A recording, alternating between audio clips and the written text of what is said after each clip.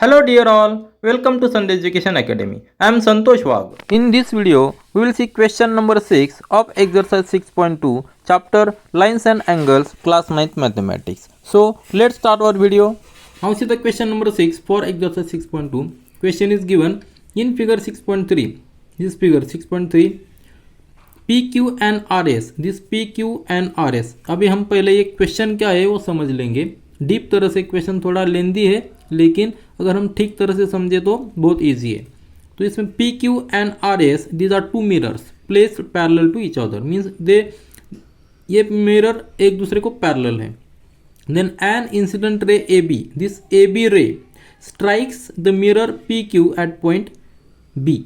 Then reflected ray moves along the path BC. So this BC, it moves along this path BC and strikes the mirror RS, this mirror RS at point C and reflects back along CD. So this path.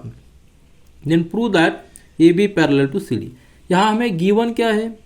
To mirrors है. To mirrors है. PQ is parallel to RS. ये दोनों mirror एक दूसरे को parallel है और हमें क्या प्रूव करना है?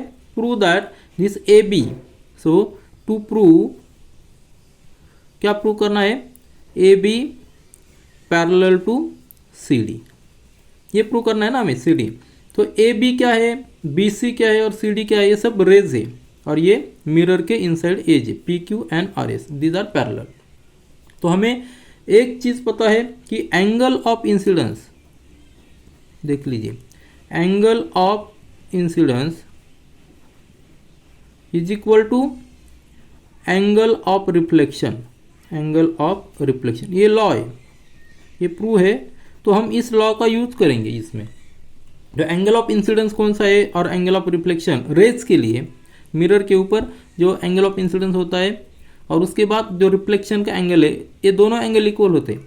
तो हमें एंगल ऑफ इंसिडेंस हमें पहले निकालना पड़ेगा और बाद में हम एंगल ऑफ रिफ्लेक्शन दोनों इक्वल कर सकते हैं. तो ये प्रूव करने के लिए A B parallel to C D हमें कुछ थ्योरम्स यूज करने पड़ेंगे. जैसे कि एक थ्योरम है जिसमें इंटीरियर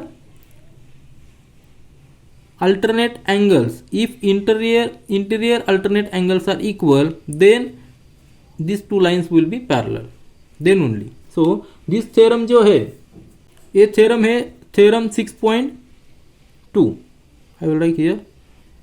अगर आपने किताब में पढ़ा होगा तो थ्योरम 6.2 है कि अल्टरनेट इंटीरियर एंगल्स.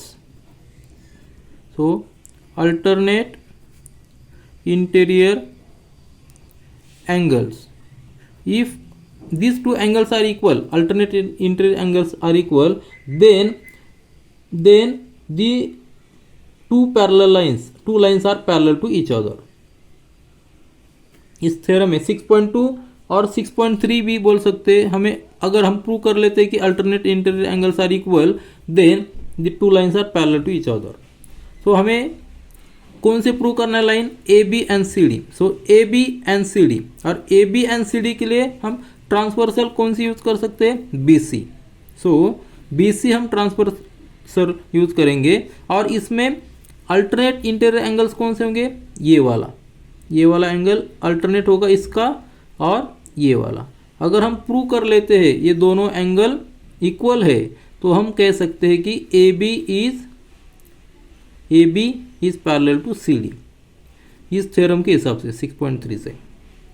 तो हमें ये दो एंगल इक्वल प्रूव करने पड़ेंगे और ये दो एंगल इक्वल प्रूव करने के लिए हमें क्या करना पड़ेगा? पहले ये इसका इस्तेमाल करना पड़ेगा. Angle of incidence is equal to angle of reflection. कैसे? तो हम पहले एक परपेंडिकुलर ड्रॉ करते हैं पी क्यू और आर एस को at point B and C. So let draw the perpendicular at this point, 2 points. So let B, so name the perpendiculars BM and CN. So these two are perpendicular. BM is perpendicular to PQ and CN is perpendicular to RN. Already ये दोनों parallel है. कौन सा? RS is parallel to PQ. So BM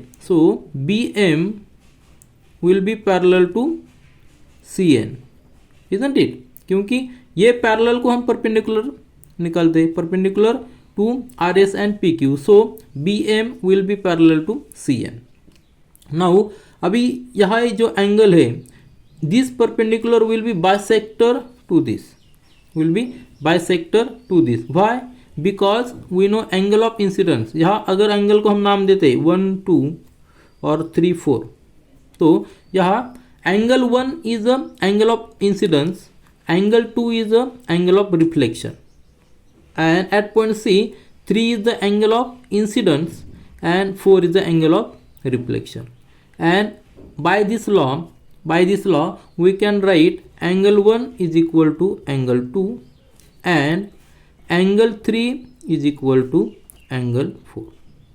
Now see here, again see, these two are parallel. BM is parallel to CN, this BM is parallel to CN. So और BC हम transversal use कर सकते हैं. तो angle 2 and 3 are alternate interior angles. Are you getting?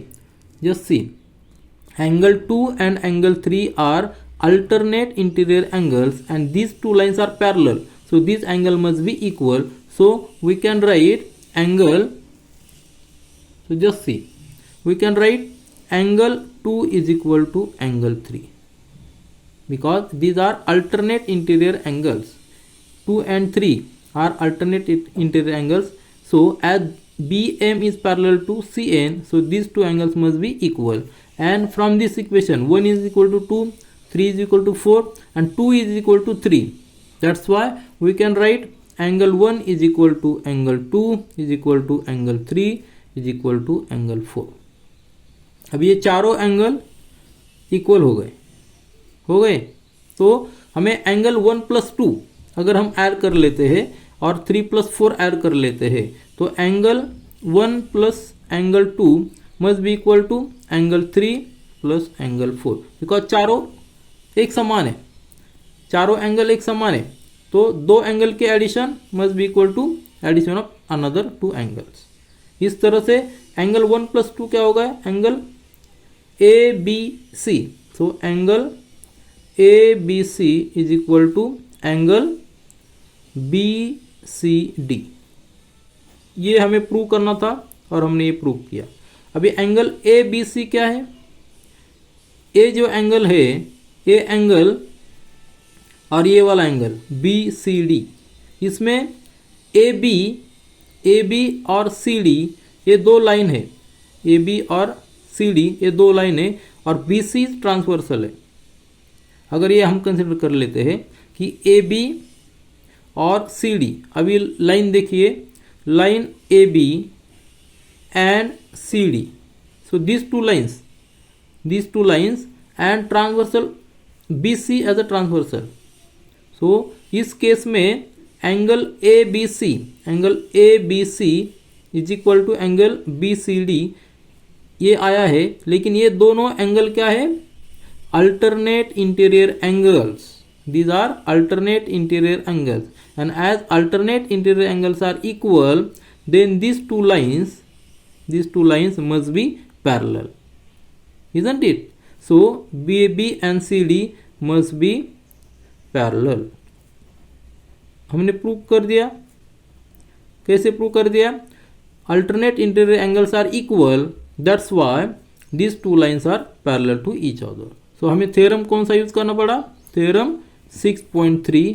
And at the same time this law, angle of incidence equal to angle of reflection. तो ये रहा हमारा proof. This is all for this video.